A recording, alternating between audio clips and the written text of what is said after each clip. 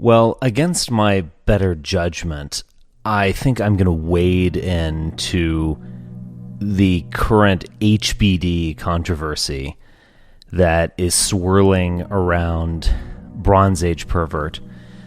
He goes by Bronze Age Mantis on Twitter. He's the author of Bronze Age Mindset and many other writings. I'll say from the outset, I'm not a fan of Bronze Age Pervert. I couldn't get through his book because I found it so annoying and shallow. That is the Bronze Age Mindset book. It's very depressing that he is associated with Nietzscheanism.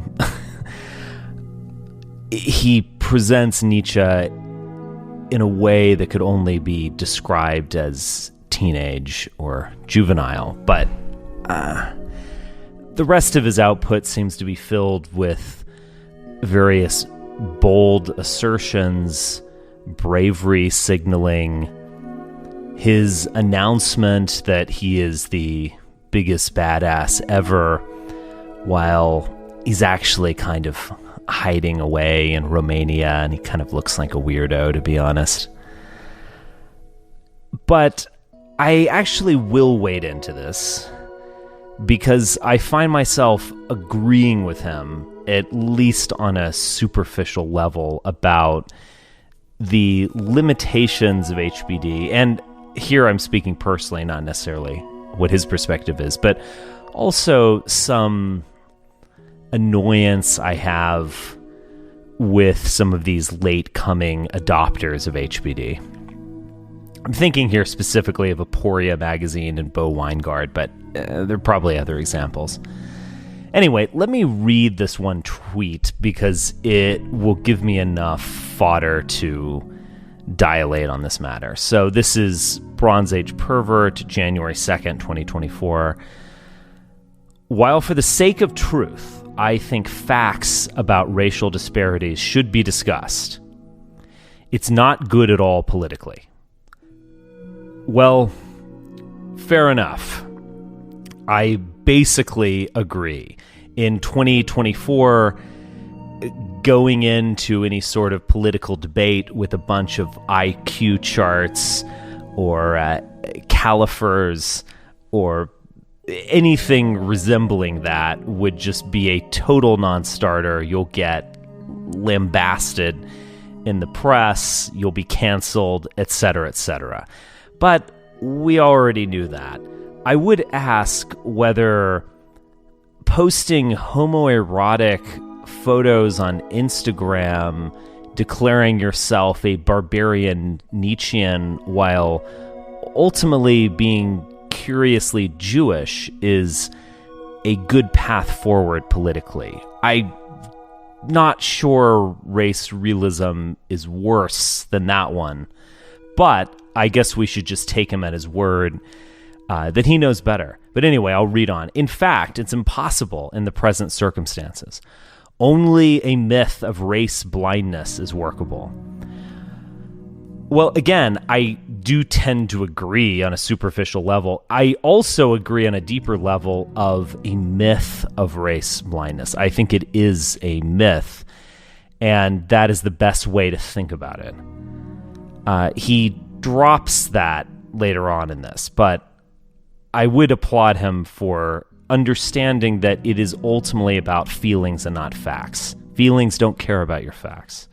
You could have all the facts in the world, enough to fill up many volumes by Richard Lynn, and that myth of race blindness, this idea that we can overcome the past, evolution, tribe, etc., is extremely powerful. The notion that every human person has the ability, whether it derives from his immortal soul or his mind in a kind of Hegelian way, that he can overcome all of this. He can overcome his upbringing. He can overcome his tendency to side with his tribe. He can overcome his evolutionary past. He can overcome the history of colonialism or the oppression, the Holocaust, Jim Crow, etc., etc.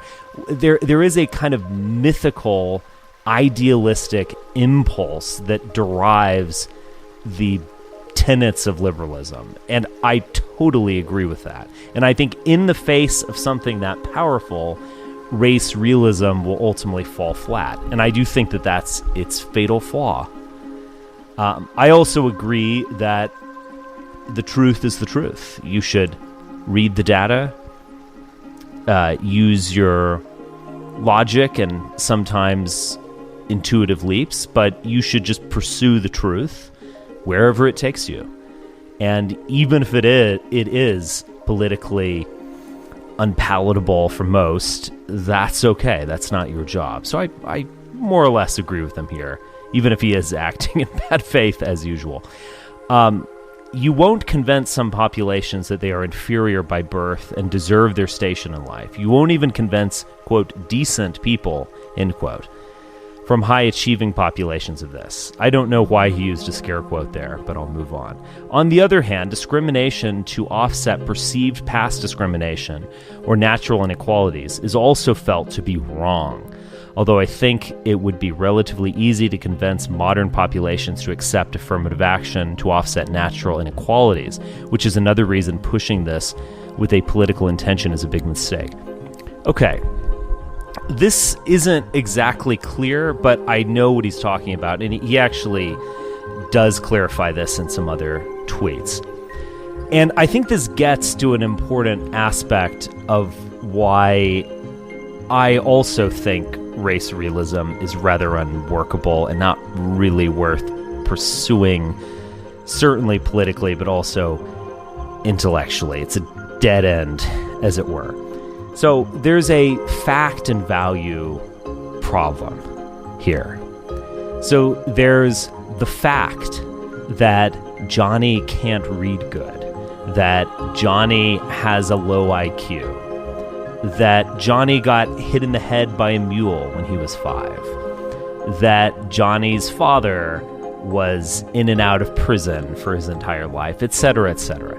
There's also a value that we want Johnny to be good. We want Johnny to overcome those things. We want Johnny to transcend his past. Those are just two very different things. Race realism is, or has been, very often associated with white nationalism. Much in the way, and pardon the controversial analogy I'm going to draw, much in the way that, say, Holocaust denial has been hand in glove with neo-Nazism or some sort of right-wing ideology. So I'll take the latter salacious example to prove the point, which is that theoretically you could, of course, find someone who examines the history books, examines the archives, delves into the Auschwitz camp, etc. And they are a liberal, they're a leftist, they're a communist, let's say, and they just determine that the Holocaust didn't happen. That is theoretically possible, of course, but it never really happens that way, does it? Most all Holocaust revisionists are right-wingers. It just is what it is. They are self-serving in their history writing. Now, everyone's self-serving, of course, but they are particularly self-serving. And they want it to be true. They want to rescue the reputation of Hitler, etc. Now, that's a very strong example to prove a point, but you see where I'm going with race realism.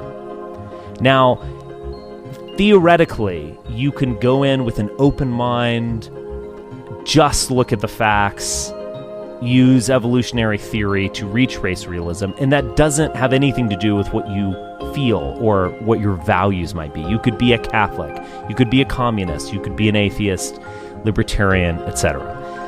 But let's just be real here. It might not be as strong as the Holocaust revision example that I mentioned, but most all race realists are in effect white nationalists.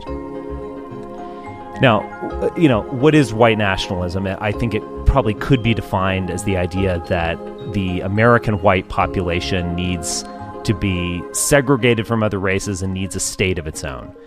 Now, it can take a lot of other forms. That's a good definition. And those people are very much into the psychometric discussion, that is the IQ discussion, evolutionary theory about races, etc. Now, that's not always the case. Many people who were clearly white nationalists were Christians who rejected Darwin, etc., but that's the case now. So I'm thinking here something like American Renaissance, Videre, etc. They are, in effect, Republicans, but they're Republicans with a little bit extra. They are Republicans who bring their data tables to the party and don't just engage in dog whistling, let's say. So those people are naturally inclined to like HBD, and HBD reinforces many of their pre-existing presuppositions.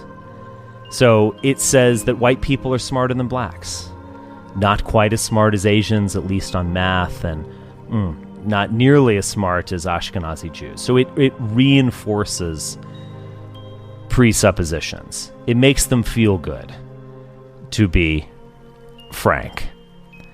Now, this can take a number of different forms. I have definitely known some libertarians, some even anarchist types, who think that race realism is necessary precisely because there are going to be group inequalities in any free society. And if you find that a, say, law school class is predominantly white, Asian, and Ashkenazi Jewish, and blacks are well underrepresented and Hispanics are fairly underrepresented, then you could say, well, the admissions officers, they must be racist.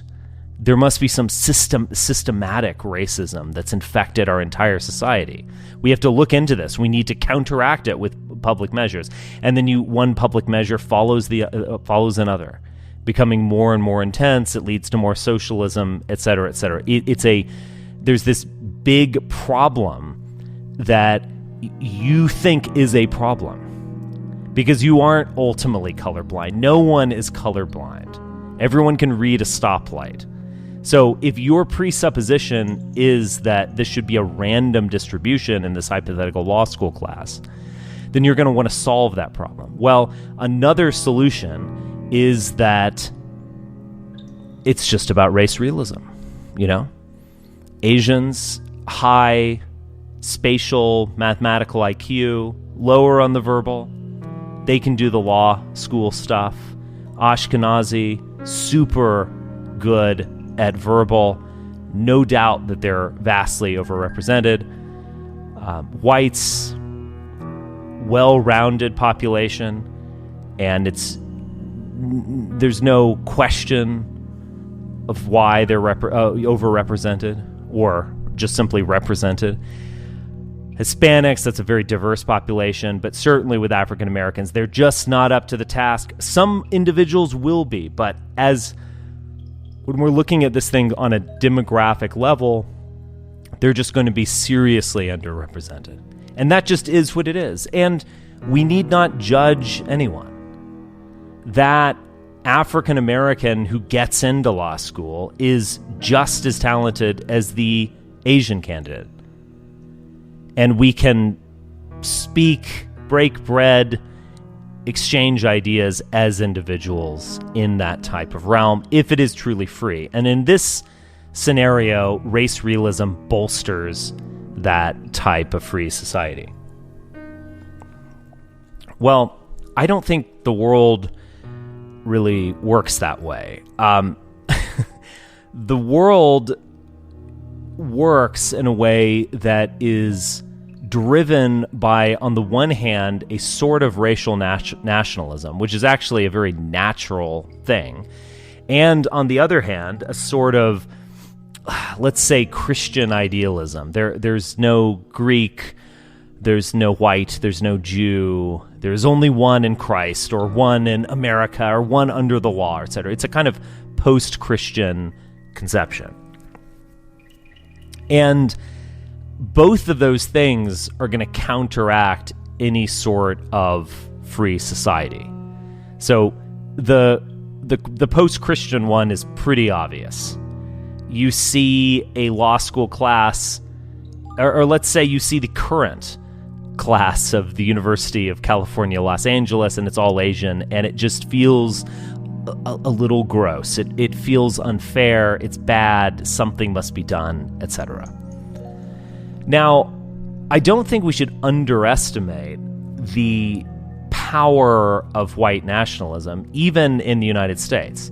So if you look at expressed preferences of the U.S. population, it is basically a kind of socially conservative, fiscally liberal grouping. I can remember growing up in the 90s and hearing a lot about this new type of person who was fiscally conservative and socially liberal. So what that means is he accepted gays, women in the workplace, just fine. But, we can't tax too hard and we got to balance those budgets, etc. That person barely exists. There are actually very few people who hold that perspective. Whereas there is a huge swath of the population that want their health care, they want their social security, they want their guaranteed union labor job, etc. But what they don't want is women being too nasty, I guess is the word from the Trump era. They want their patriotism, they want their flag waving, they want their NFL football, and their apple pie. It goes on and on. You know what I'm talking about. That is the median voter. And so white nationalism plays a role in politics right now. It's wrong to say that it is, it's irrelevant or it's unpolitical or it's just downright stupid not to play to that. That's actually a very powerful motive. This social conservatism. And in a way, it often just resembles white nationalism. It is pro-patriotism, pro-Christianity to a large degree, maybe a little bit less so now, but I'm not even sure about that. And it's pro-us. We don't like the immigrants, they're going to take our jobs, etc. In addition to that, white nationalism has played a very important role in Republican politicking after realignment, which occurred, I guess, in the late 60s, was cemented by 1994 with the Republican Revolution, etc. And it's also known as the Southern Strategy. We see this with Nixon. We certainly saw it earlier with Goldwater, going hunting where the ducks are. That is, if you're a libertarian pro-war candidate like Goldwater was, why try to convince people who don't want to hear that? Why not go to the South and win the Deep South on that message? I'm against the Civil Rights Act, period. And I'm also pro-flag, yes ma'am, get some more apple pie up in this bitch.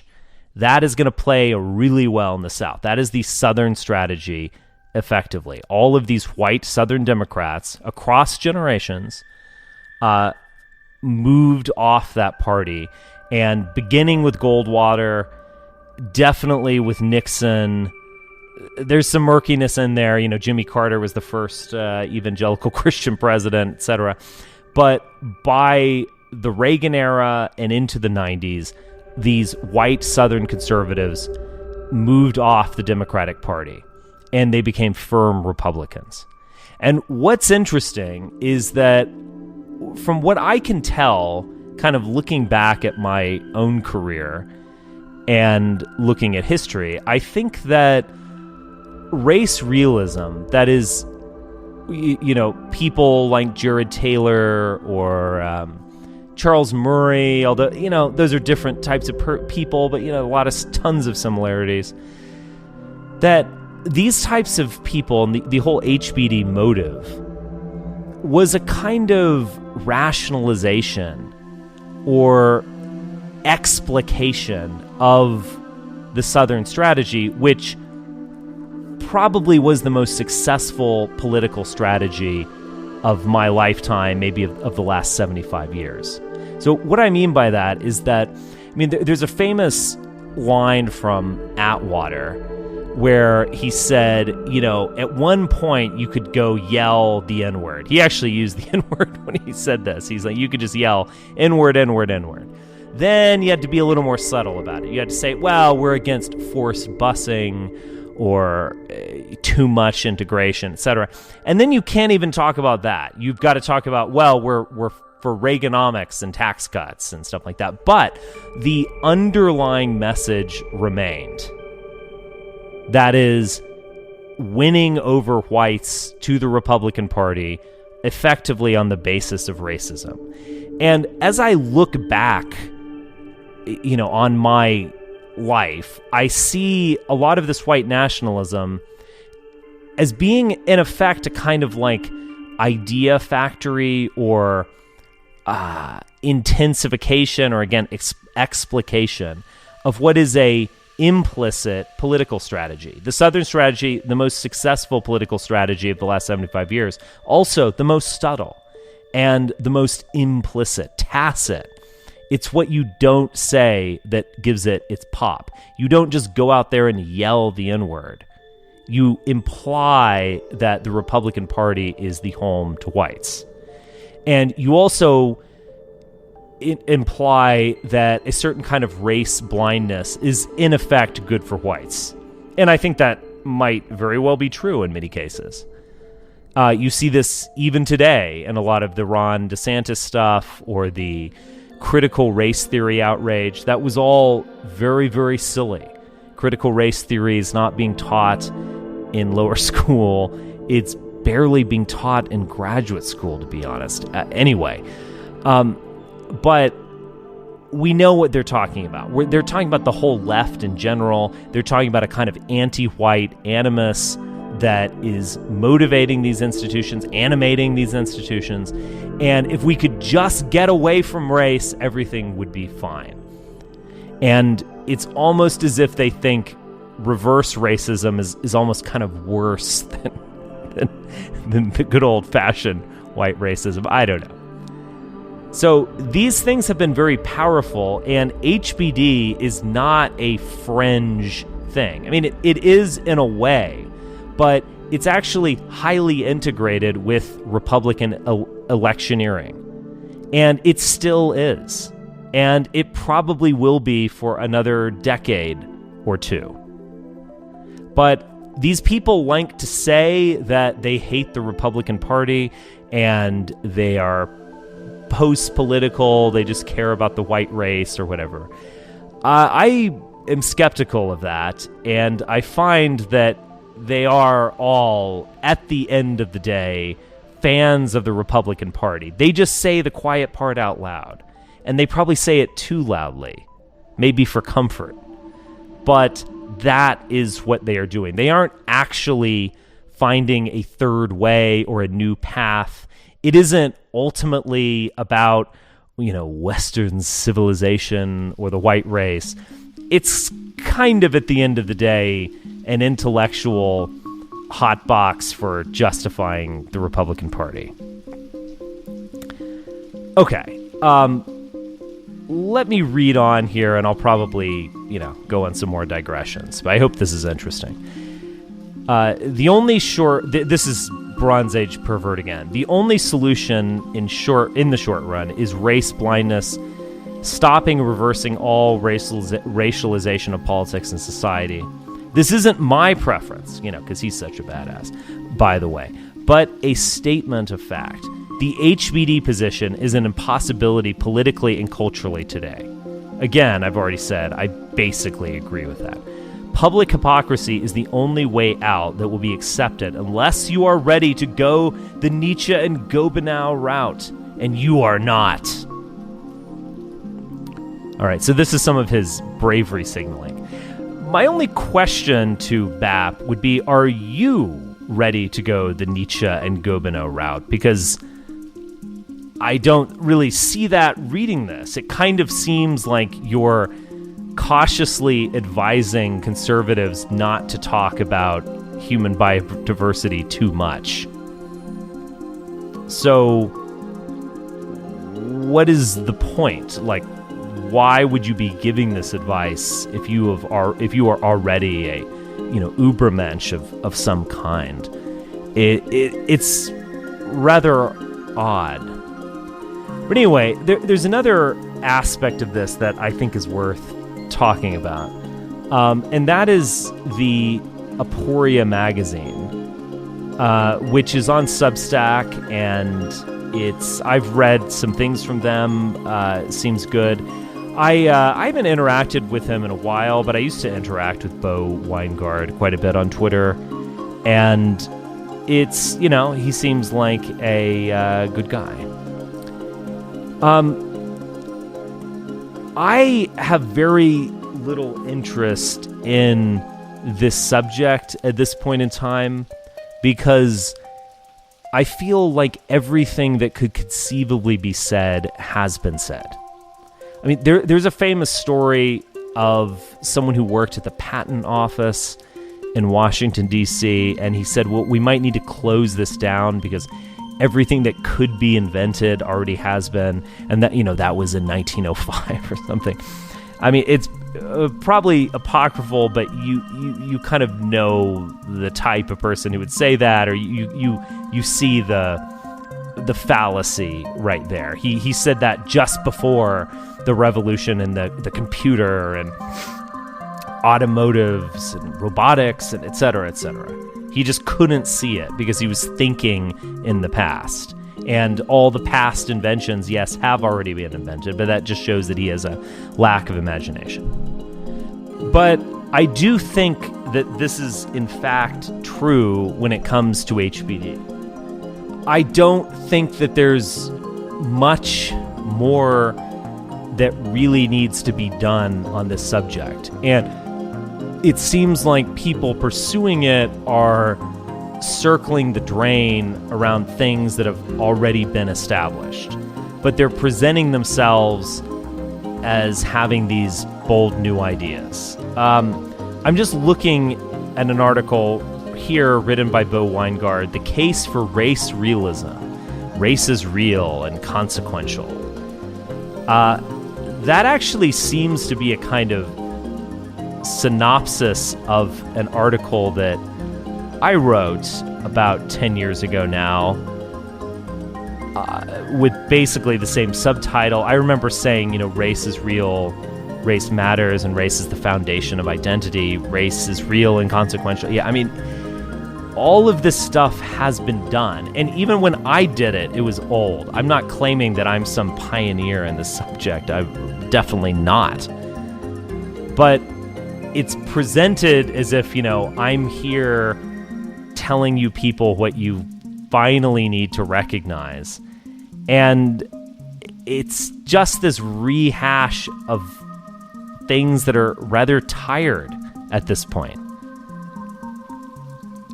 I don't know what to say, but they're just reinventing all of these things that have been done before while conspicuously not giving people credit.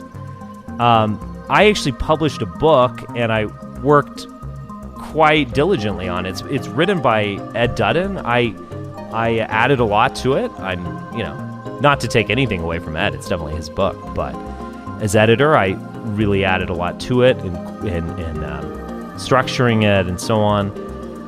I commissioned it. It's called Making Sense of Race. It's worth reading. But even while doing it, I was kind of over it. I knew all of this stuff, and it was, presented extremely well by Ed. It's refined, it's updated, but it's really the same fundamental principles.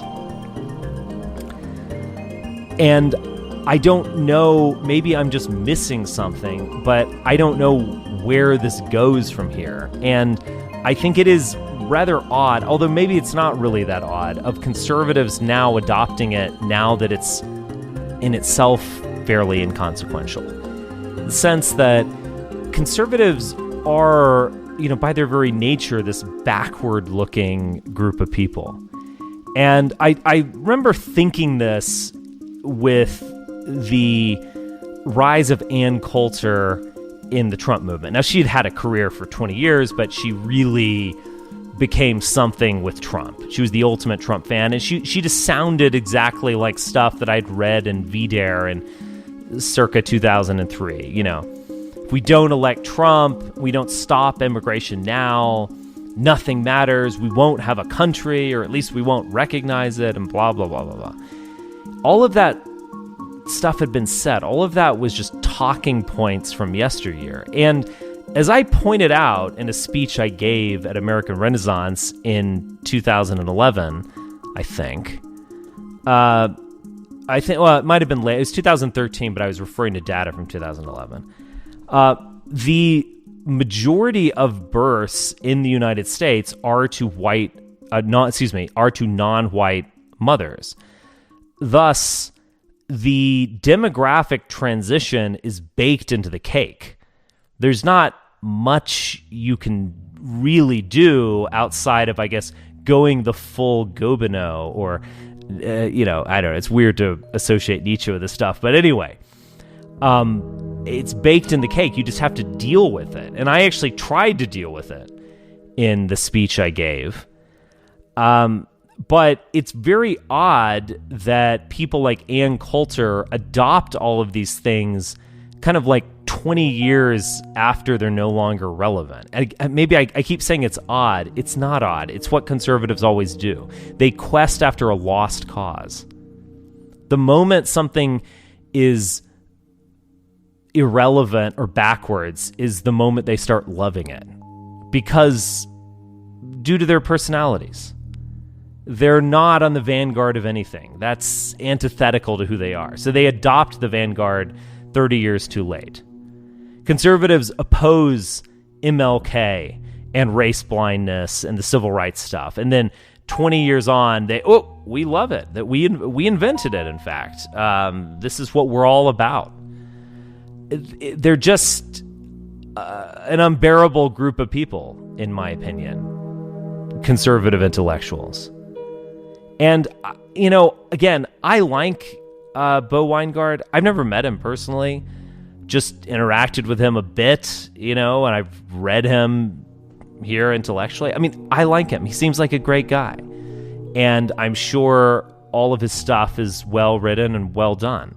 But it's just rehashing things that people did previously, and to be honest, not giving them credit for cutting the path.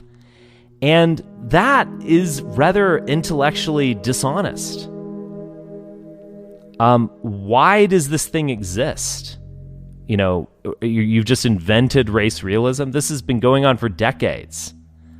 Anyway, I won't dwell more on that.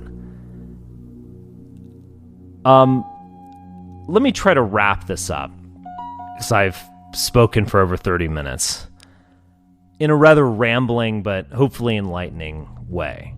So let's go back to facts and values. Race realism is purely about facts at its best. Maybe it's self-serving, but it's ultimately about getting at the hard truth, no matter what it is. Whereas values define society. So, thus, you could be a race realist. You could think that race differences are evolutionarily developed. They're pretty hard. You can't change them too much with education or society, etc., and come to conclusions that would infuriate every single race realist. For example, you could say that, yes, Hispanics have a lower IQ than whites on average, And thus, we need much more immigration because we're moving to a service or retail-based society or economy, and we need those 90 IQ people to, sell us the products or park our cars, etc. You could easily make that argument. You could also say that, yes, it's true. It's not just the history of slavery. It's actually evolution and their ancestral environment that makes African Americans less intelligent on average. And thus, we need to dedicate more resources to raising blacks up. We need to dedicate more resources towards affirmative action. Because, they're not quite as good at tests and other things, and maybe they're not as smart to the degree to which that can be measured. But we want a society that reflects our dreams, and thus we will force it to be if we have to. So, yes, race realism is a kind of double-edged sword. It could easily support libertarianism, it could easily support white nationalism, it could support conservatism, but it also could be used in a left-wing fashion. Now, might very well be unlikely, might not. I mean, it is what it is. My general point is that values drive society and not facts. Feelings don't care about your facts. And thus, the most important thing for anyone who wants to change society, who wants a new world that does adhere to his dreams, is to engage with culture and ideology and, dare I say it, feelings.